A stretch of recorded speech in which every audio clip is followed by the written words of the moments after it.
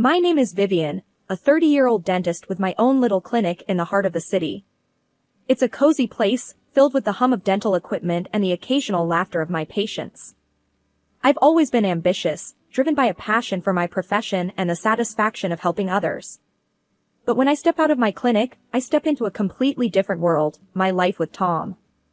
Tom is my husband, an office clerk in a nondescript building downtown. He's the kind of man who finds comfort in routine, in the predictable ebb and flow of paperwork and office small talk. We met during our college years, an unlikely pair, the aspiring dentist and the laid-back literature major. Our love story wasn't one of instant fireworks, but rather a slow burn, a gentle warmth that grew over shared coffees and late-night study sessions. Our life together was simple, yet fulfilling. We lived in a modest apartment on the outskirts of the city, decorated with mismatched furniture and framed photos of our travels. Tom had always been content with our modest lifestyle, never one to chase after luxury or extravagance. But things began to shift subtly, almost imperceptibly, as my career took off and his stagnated. One evening, after a long day at the clinic, I found Tom sitting on our old sofa, the one with the frayed edges and the stubborn coffee stain.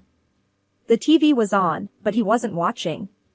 He seemed lost in thought, a rare furrow creasing his normally smooth forehead. "Hey," I greeted, dropping my bag and sinking next to him. "Tough day." He glanced at me, forcing a smile.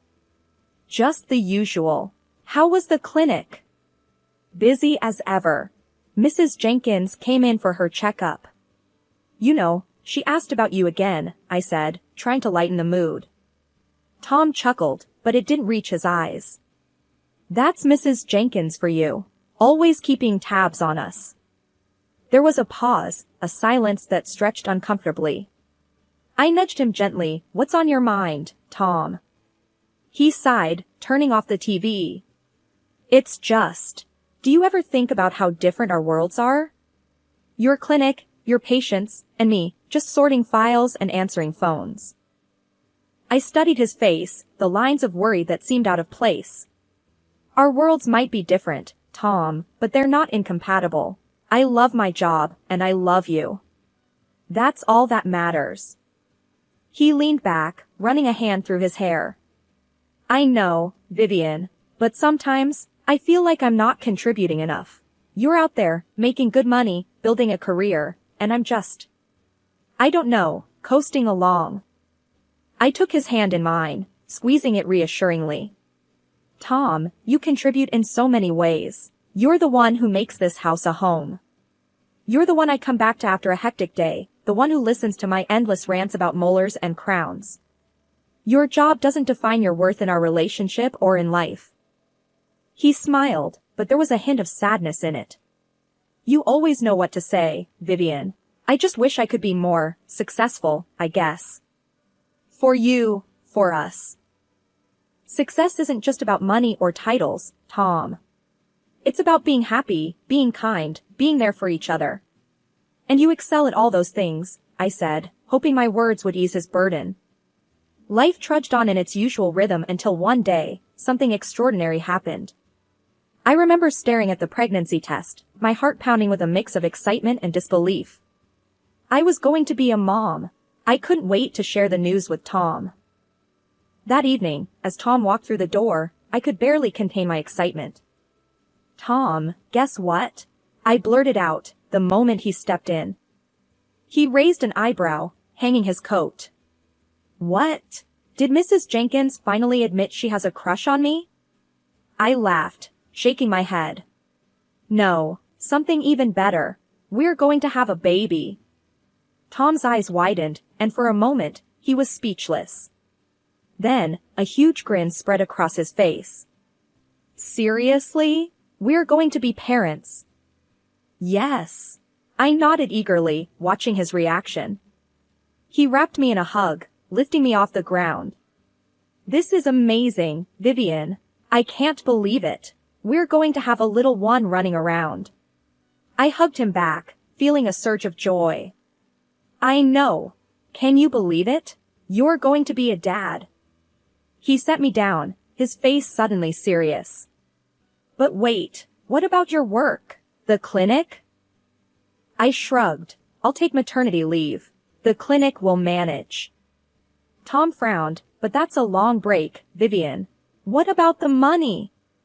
We've got savings, and your salary. We'll be fine, I assured him, though a flicker of worry crossed my mind. Yeah, but it's not the same as your income. We might have to cut back on some stuff, he said, his excitement dimming slightly. I touched his arm. Tom, we'll make it work. This is our baby. It's worth every sacrifice. He nodded slowly. You're right. It's just a lot to take in. But I'm happy, Vivian. Really happy. We spent the evening talking about baby names, nursery themes, and all the things we wanted to teach our child. It was a beautiful bubble of happiness, untainted by the challenges that lay ahead. For a moment, all worries about finances and the future seemed insignificant compared to the life growing inside me. As my belly grew, so did the tension between Tom and me. It was like walking on eggshells in our own home. Tom's mood swings were becoming more frequent, and our conversations, once filled with excitement about our future, were now strained and brief. One evening, I found Tom sitting at the kitchen table, bills spread out in front of him, his forehead creased in worry. What's up? I asked, trying to sound casual as I set down a cup of tea for him. He glanced up, his expression tired. Just looking at our finances. This baby is going to be expensive, Vivian. I took a seat beside him.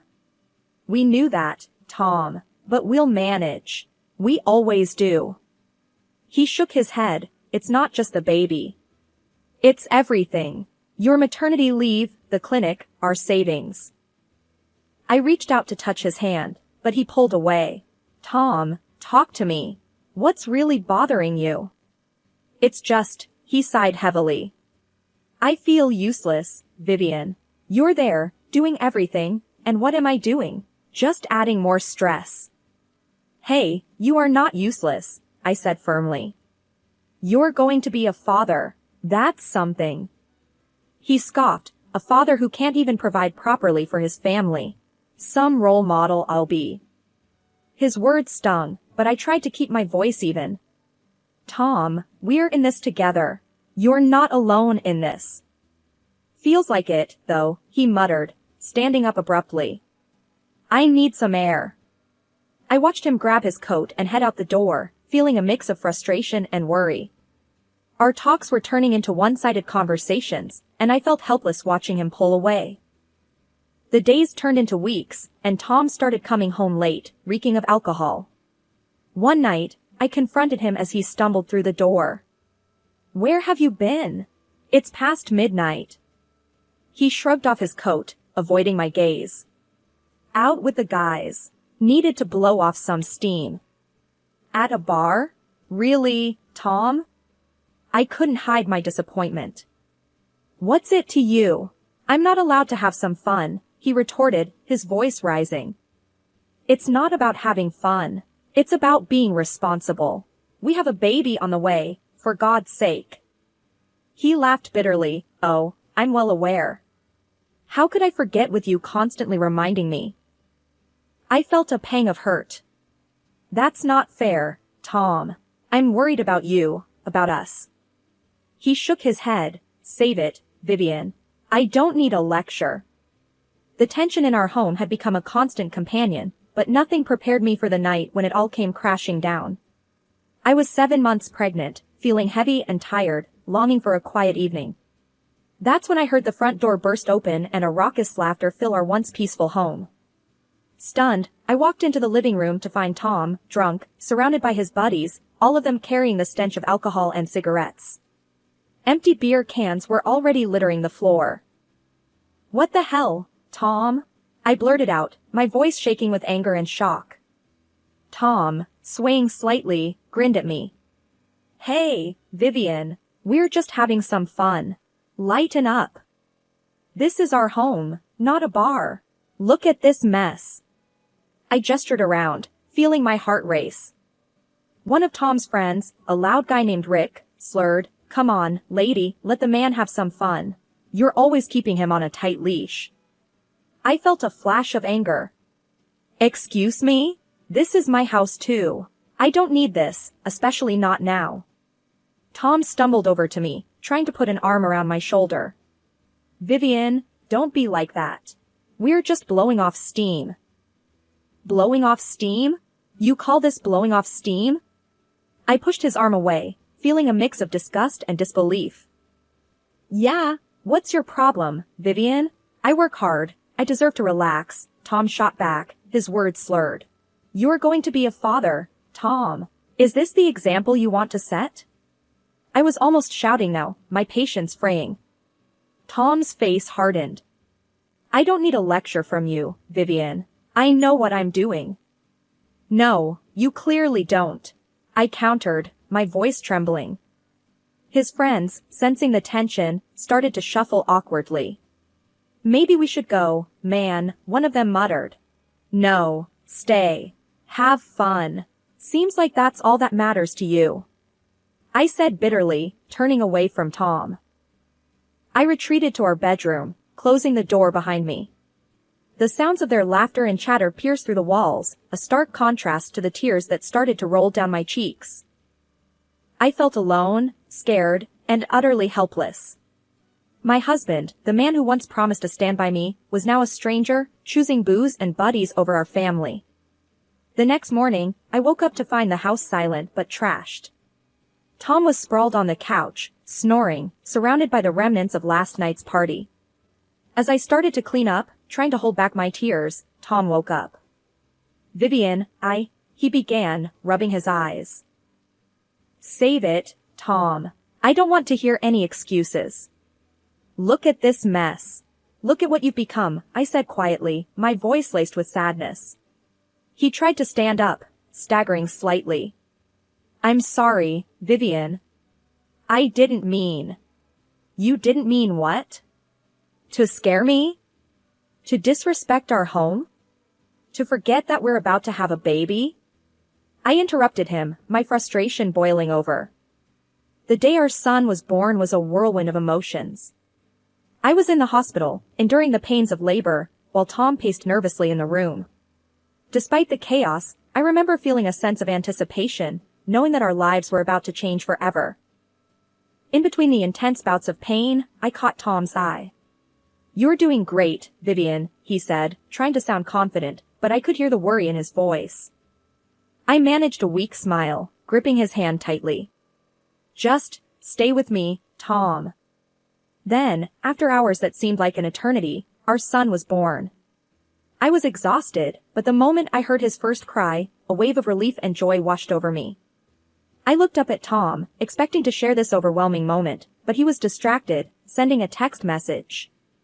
Tom, our son, I said, a mix of happiness and disappointment in my voice.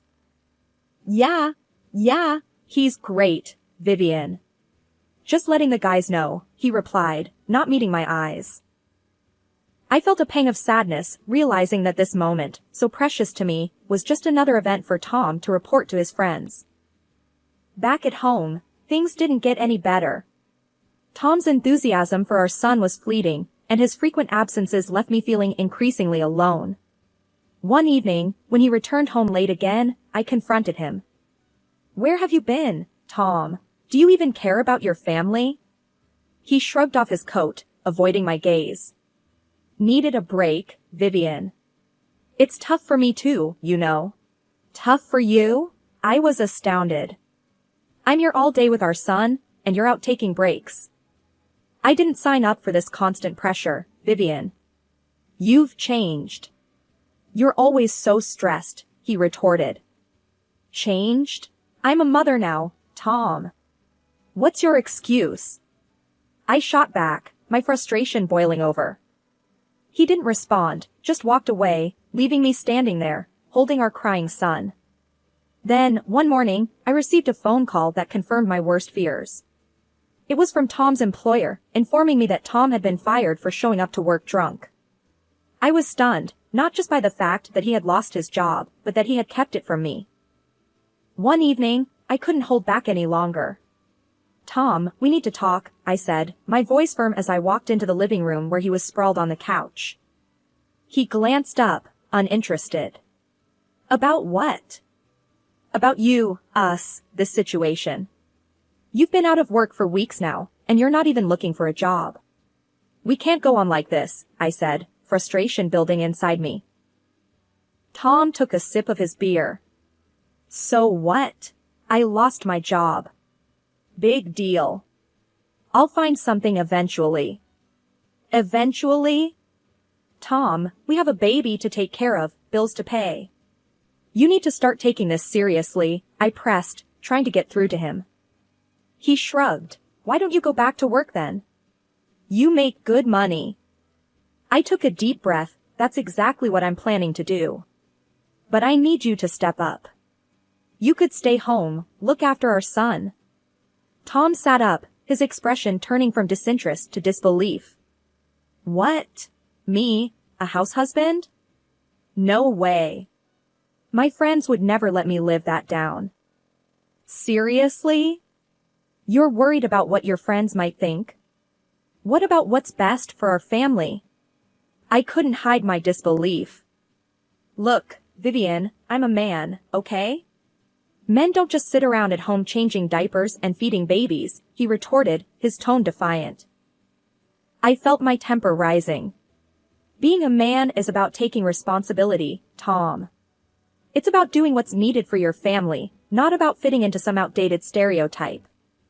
Tom laughed mockingly. Oh, so now you're going to lecture me about being a man? You have no idea. This isn't about lecturing, Tom. It's about reality. We're in trouble here, and you're just escaping into your little world where everything's fine, I said, my voice shaking with anger. He stood up, facing me. I don't need to justify myself to you, Vivian. I'm not going to be some stay-at-home dad while you go off and play the hero. That's not who I am. The conversation escalated quickly, our voices raised, words thrown like daggers. It ended with Tom storming out of the house, slamming the door behind him. I was left standing there, feeling a mixture of anger, disappointment, and a deep, growing sense of despair. I returned home one evening to find Tom slumped in his usual spot on the couch, a bottle in hand. His eyes were unfocused, his demeanor that of a man defeated by his own choices. Tom, this has to stop, I said firmly, standing in the doorway, grocery bags still in hand. You're destroying yourself, and you're hurting us in the process. He glanced at me, a sneer forming on his lips. Oh, here comes the perfect wife to lecture me again. What's it this time, Vivian? It's not a lecture. It's the truth. Look at yourself, Tom. Look at what you're doing to our family, I replied, my voice laced with frustration. He let out a bitter laugh. Family? You mean you and the kid. I'm just the extra baggage, right? You're not baggage, Tom. You're my husband, the father of our child. But you need to own up to your responsibilities, I shot back, my patience wearing thin. Tom stood up abruptly, his stance unsteady. Responsibilities? Like what? Being the man you want me to be? I'm sick of your expectations, Vivian. This isn't about my expectations. It's about doing what's right for your family. I exclaimed, feeling my anger rise. He stepped closer, his face inches from mine. You always think you're so right, don't you? Always playing the victim. I held my ground, despite the fear creeping in. I'm not playing the victim, Tom. I'm trying to save our family. In a flash, his hand struck my face, a sharp pain radiating across my cheek. I stumbled back, shock and fear overwhelming me. You hit me. I whispered, my hand instinctively going to my stinging cheek. Yeah, I hit you. What are you gonna do about it? He sneered, his voice dripping with contempt. Trembling, I pulled out my phone. I'm calling the police, Tom. I won't let you hurt me or our son. His expression changed from anger to panic. No, Vivian, wait. I'm sorry, I didn't mean it. But I was already dialing. It's too late for sorry, Tom. You crossed a line. As the police arrived and handcuffed Tom, he kept repeating his apologies, begging me to drop the charges. But I stood firm, watching as they led him away. The man who had once been my partner, my confidant, was now a stranger, his actions unforgivable. 2 years had passed since the night I called the police on Tom. Our lives had diverged onto completely different paths. I was now a single mother, juggling my career and my son, while Tom, well, I hardly knew anything about his life anymore. One day, I received a call from an unknown number. Hesitantly, I answered, and a familiar voice came through the line. "Vivian, it's me, Tom." His voice sounded rough, weary. "What do you want, Tom?" I asked, my guard immediately up. I need to see you, Vivian. Can we meet?" There was a pleading tone in his voice, one I hadn't heard before. Against my better judgment, I agreed to meet him in a public place, a small cafe downtown. When I saw him, I barely recognized him. The man who sat across from me was a shadow of the Tom I once knew. His eyes were tired, his face unshaven, and he seemed to have aged far beyond his years. "Vivian, I'm sorry," he started, his voice faltering.